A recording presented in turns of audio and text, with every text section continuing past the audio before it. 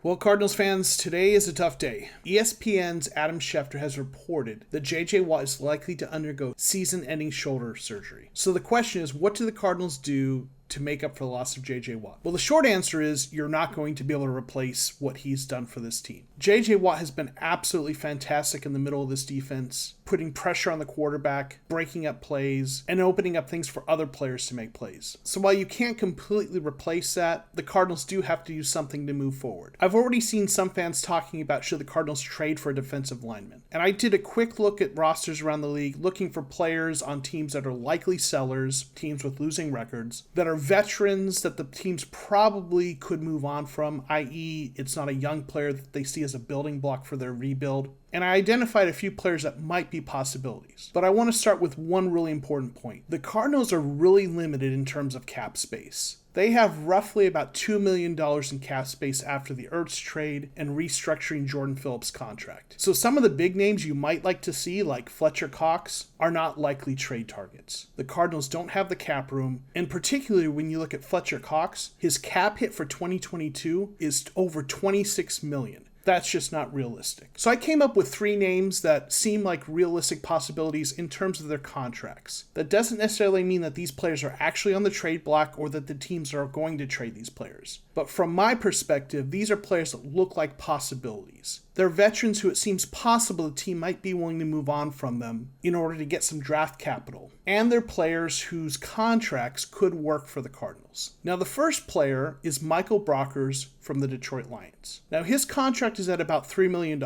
But the reason I'm including him on this list is that the Lions have been rumored as a team that was interested potentially in trading for Andy Isabella. Now, the Cardinals have about $2 million in cap space, and Isabella's contract is about $1.2 million. Now, I'm not a capologist, but it seems possible they could make these numbers work. The next player I've identified is Adam Gotsis from the Jaguars. He's a veteran defensive end on a 1-year contract that's just under $1 million.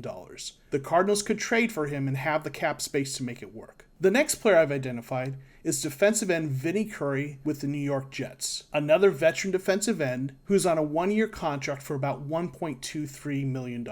Aside from these players, there really aren't a lot of names out there that I think are likely candidates. Sure, there are good defensive linemen on other teams, but most of them are either good young players that teams probably want to hold on to, or their contracts are just too big to make it work for the Cardinals' cap situation. Now, there are some other players on these rosters that are players who might not be impact players, depth players, but at that point, if you're the Cardinals, do you really want to trade a draft pick for someone else's second or third string defensive lineman when you've got guys on your own roster you like Lecky Fotu, Rashard Lawrence, Zach Allen, Jordan Phillips? And this leads me to what I think is probably the most likely thing the Cardinals are going to do. I think the Cardinals are going to try to find a way to make it work with the next man up. They might bring in a free agent or two, sign someone off of someone else's practice squad, but I don't see a big trade coming to try to address the defensive line position. At best, it would be a trade for one of the players I've listed here. Now, I could be wrong. We'll see if something happens, but I think this is probably how it's going to play out, with the Cardinals sticking with the guys they got, or maybe making a small trade. But the good news is the Cardinals are 7-0, and they have a deep team with a lot of playmakers. The team is going to miss J.J. Watt, but this is a team that's going to continue to win